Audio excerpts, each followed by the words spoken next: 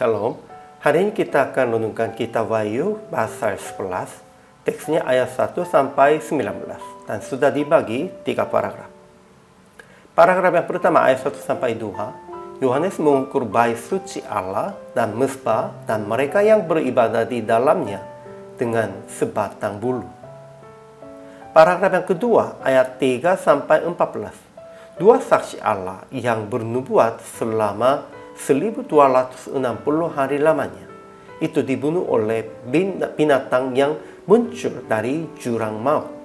Tetapi 3,5 hari kemudian mereka bangkit dan semua orang yang melihat mereka menjadi sangat takut.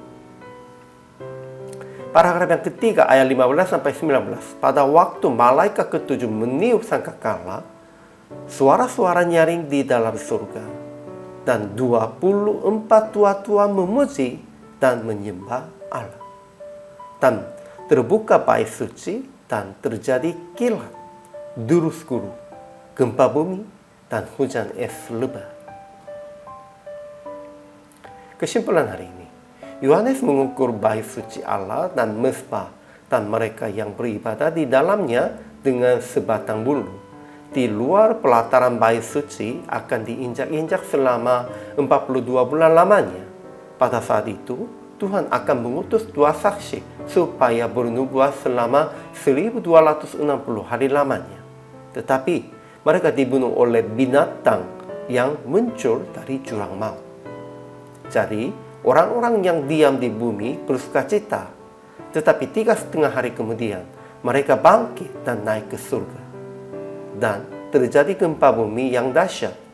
7.000 orang mati dan orang-orang lain menjadi sangat takut dan muliakan Allah yang di surga. Kemudian malaikat ketujuh meniup sangkakala. Suara-suara di surga dan yang 24 tua-tua memuji menyembah Allah. Maka terbuka bait suci dan terjadi kilat, berguru, gempa bumi, dan hujan es lebat. Ajaran tentang Allahnya. Pertama, Tuhan telah memberikan pelataran bait suci kepada bangsa-bangsa lain, dan mereka akan menginjak-injak kota suci 42 bulan lamanya. Tetapi mereka dimeteraikan tetap hidup di dalam bait sucinya. Kedua, ia memberi tugas kepada dua saksinya supaya mereka bernubuat sambil berkabung 1260 hari lamanya. Dan Allah akan memberi kehidupan kepada dua saksi yang telah dibunuh supaya mereka bangkit dan naik ke surga.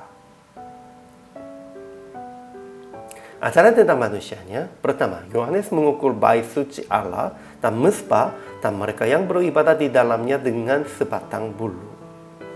Kedua, bangsa-bangsa lain yang tidak mengenal Allah akan menginjak-injak kota suci 42 bulan lamanya. Ketiga, dua saksi adalah kedua pohon zaitun dan kedua kaki diam yang berdiri di hadapan Tuhan semesta alam. Mereka bernubuat selama 1260 hari lamanya, tetapi mereka dibunuh oleh binatang yang muncul dari jurang maut. Tetapi setelah 3,5 hari akan bangkit dan naik ke surga. Keempat, tetapi orang-orang yang diam kota itu secara rohani disebut Sodom dan Mesir tidak sukai dua saksi dan bersukacita ketika mereka mati. Tetapi setelah mereka naik surga dan 7.000 orang mati oleh gempa bumi, mereka sangat ketakutan dan memuliakan Allah yang di surga. Jadi aplikasi hari ini. Pertama, usaha akan masuk ke bait suci Allah dan mezbah dalam kepercayaan kuat dengan menerima Yesus sebagai juru selamat. Ya, janganlah hidup di luar perantaran bait suci. Itu artinya dunia. Ya, kelihatannya dekat bait suci, tetapi itu dunia. Pasti akan diinjak-injak oleh yang jahat. Kedua, jangan takut.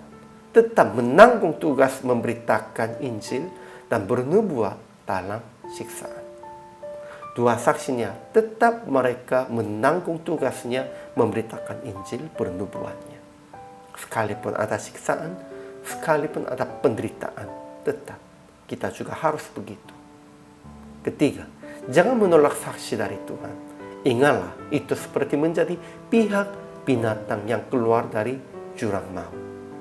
Tetap menerima mereka, sekalipun susah hati dan berat.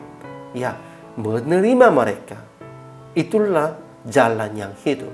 Tetapi menolak mereka, itu sepertinya menjadi pihak binatang. Kita pun juga menjadi binatang. Itu tidak boleh. Jadi akhirnya praktek hari ini, hiduplah hari ini sebagai saksi Tuhan dengan percaya bahwa Tuhan tetap menyertai dan menjadi kekuatan bagi Anda. Dan hiduplah di dalam surga dengan menerima firman yang membuat susah hati Anda dalam kebenaran. Hari ini juga harus tetap melakukan demikian itu. Hari ini juga selama melayani, Tuhan Yesus memberkati.